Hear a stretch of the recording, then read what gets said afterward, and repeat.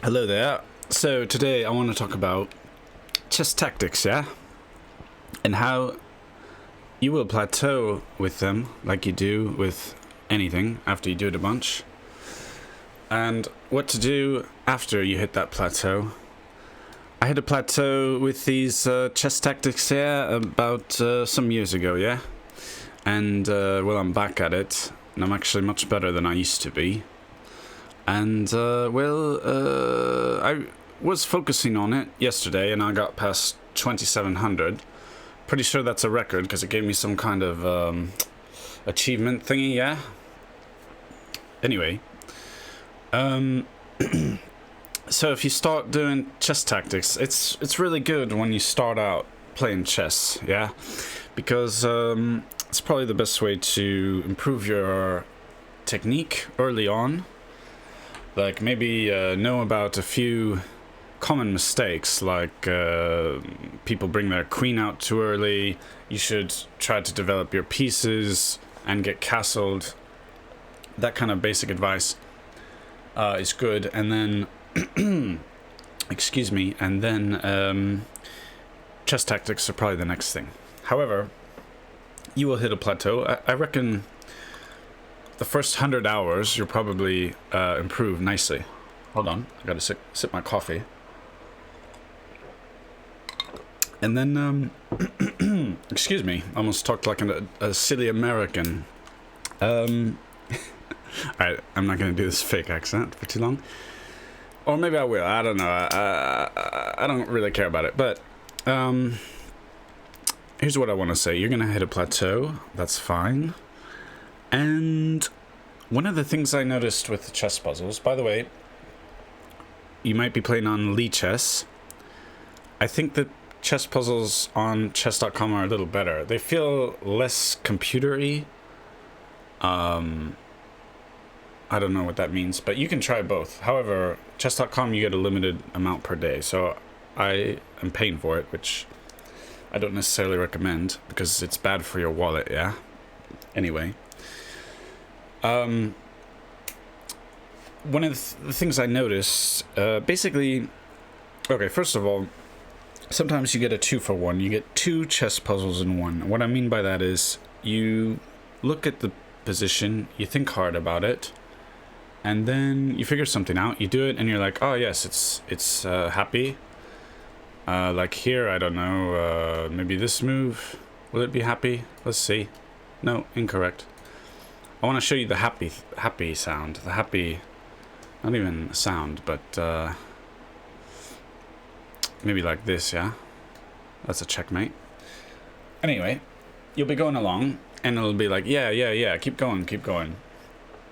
And then you think, I think I did what I thought about, you know?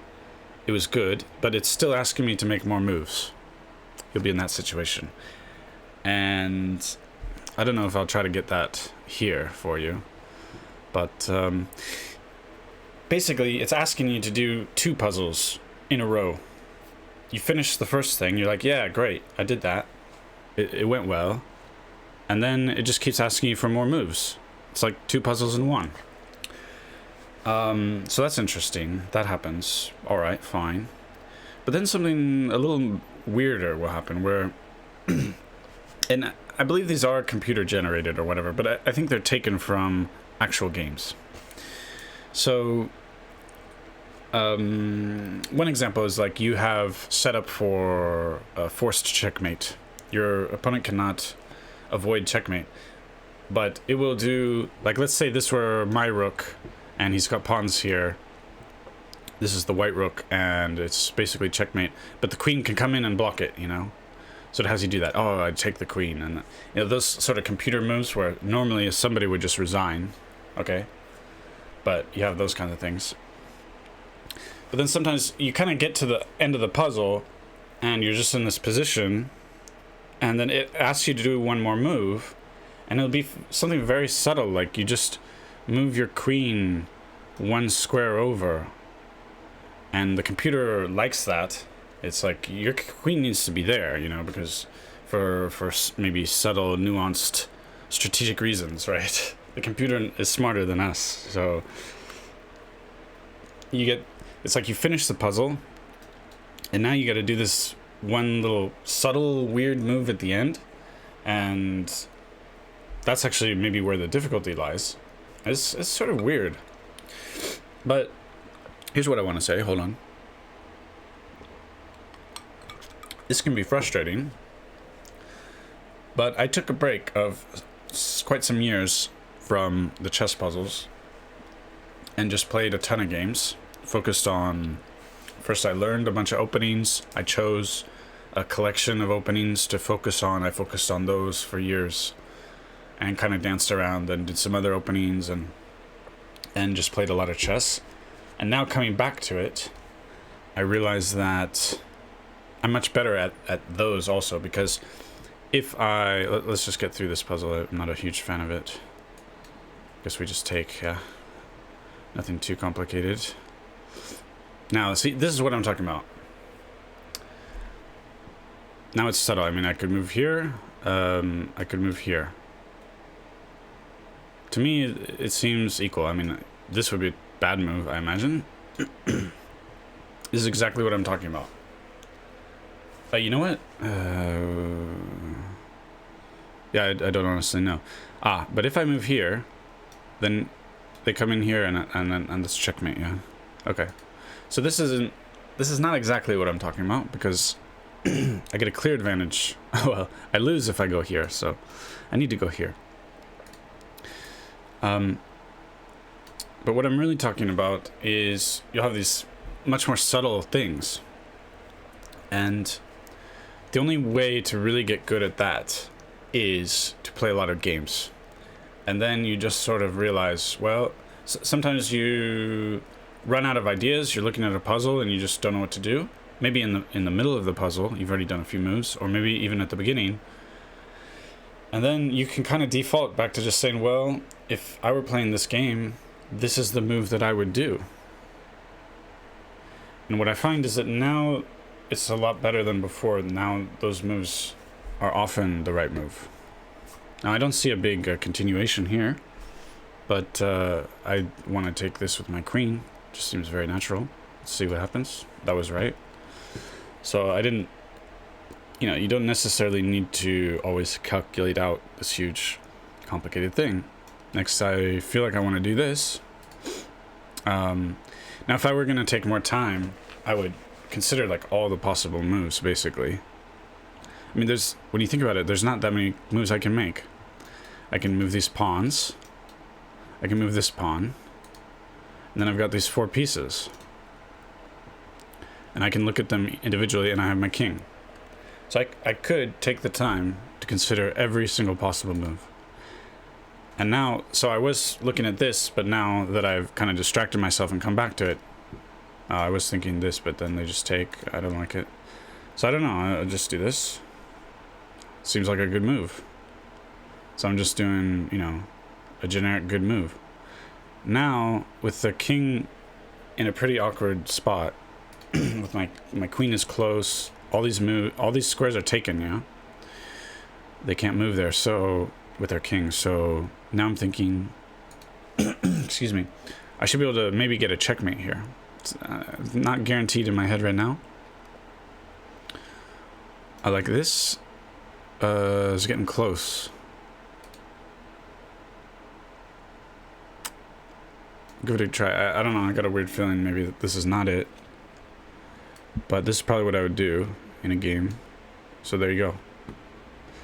Now we have stuff like this. Makes it...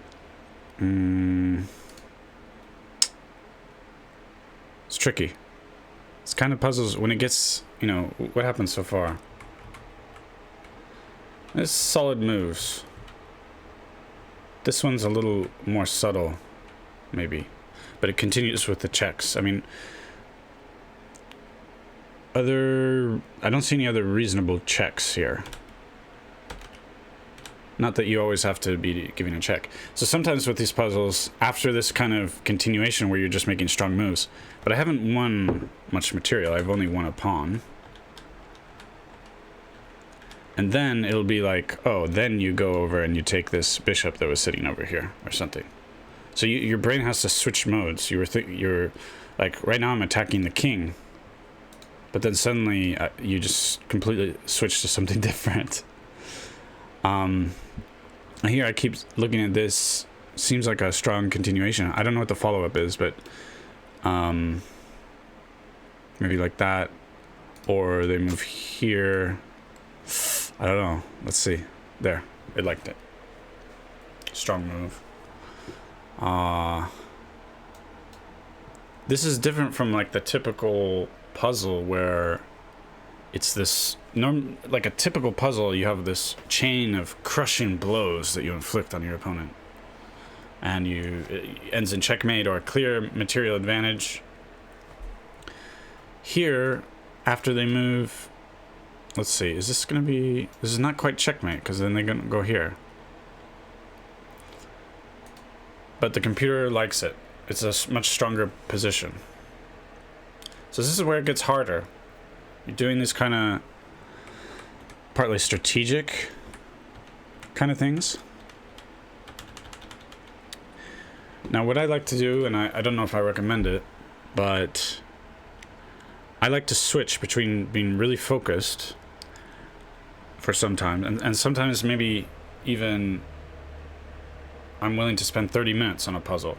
If you distract yourself, if you have no ideas, if you distract yourself for a bit doing something else and then come back to it, sometimes you'll see it right away. It gives you a fresh mind, right? You do something else for a bit, come back. So sometimes if I'm really grinding and wanting to increase this, I'll just hold on. I'll just really take my time. However, I think I also need to improve sort of my my reflexes and my instinct. So then I'll go through phases of just being much more impulsive. I don't want to like be intentionally impulsive, but just not the same kind of grind. Just kind of, maybe I'll show like if I'm really just in an impulsive mood, like I don't know, no, next. Sometimes you look at what the solution was and all that. This is probably not going to be good, but I don't see what else. Nope. So, you know, should I look at what the solution was every time? If I were a robot, but sometimes it's about saving your energy.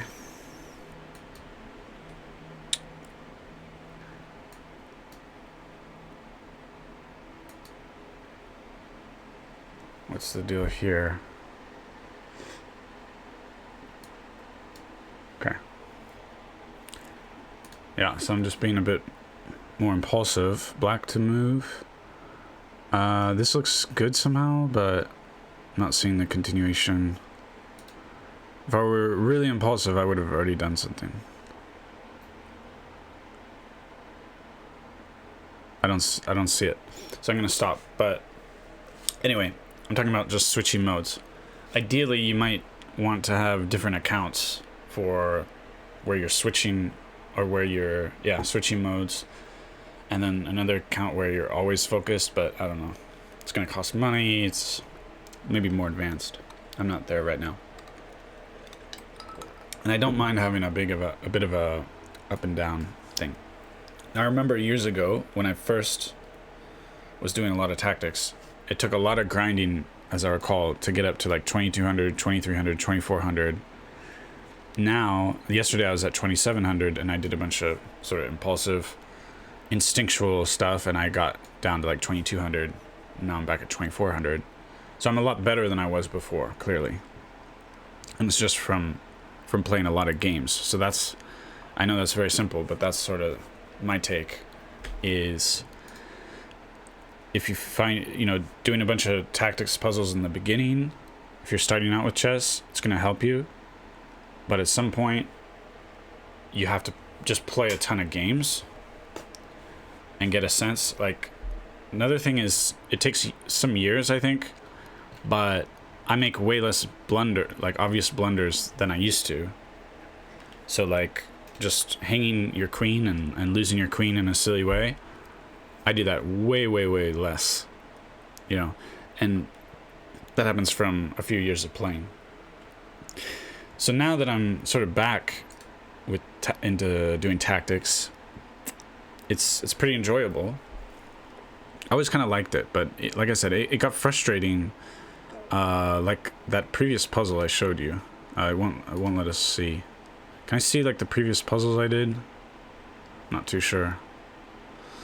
If I go here, no.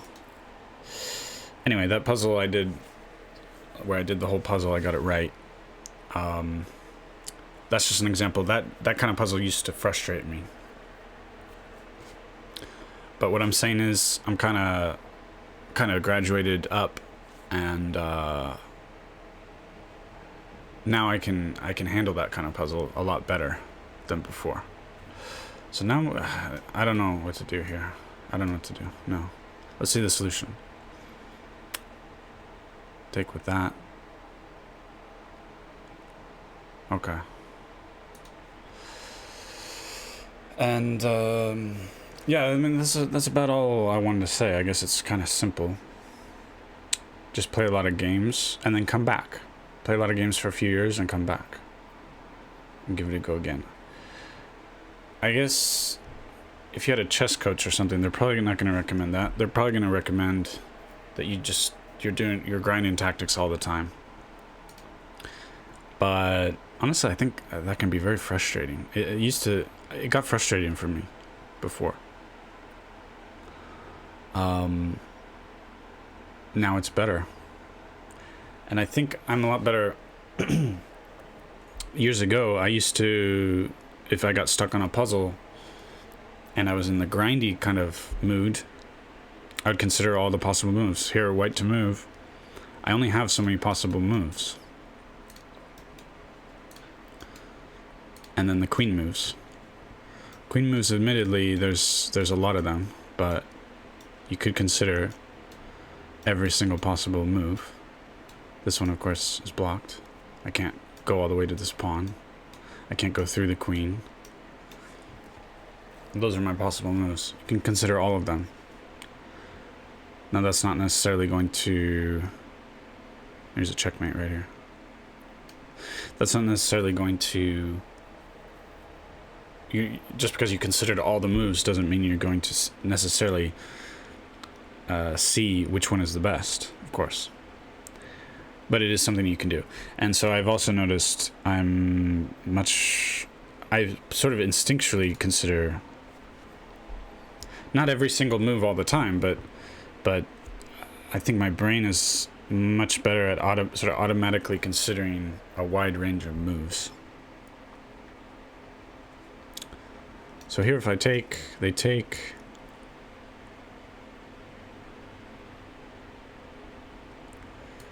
What else would I do? So the queen is protecting this.